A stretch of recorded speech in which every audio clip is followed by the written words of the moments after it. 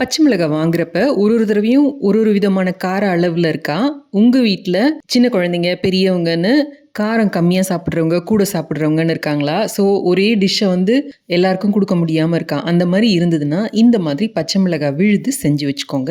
இதுக்கு பச்சை மிளகாய வாங்கி காம்ப நீக்கிட்டு, நல்லா வாஷ் பண்ணிட்டு ஒரு துணியில போட்டு ட்ரை பண்ணி எடுத்துக்கோங்க.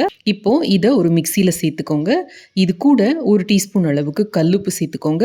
ஒரே 1 டீஸ்பூன் அளவுக்கு வினிகர் சேர்த்துக்கோங்க. உங்ககிட்ட வினிகர் இல்ல அப்டின்னா, 1 டீஸ்பூன் அளவுக்கு லெமன் ஜூஸ் சேர்த்தீங்கன்னா கூட போதும். சேர்த்து தண்ணி விடாம நல்லா இத அரைச்சு எடுத்துக்கோங்க. ஸ்பூனால 2, 3 தடவ அந்த ஓரத்த எடுத்து எடுத்து விட்டு அரைச்சீங்கன்னா, தண்ணி இல்லாமயே உங்களால நல்ல மையா அரைக்க முடியும்.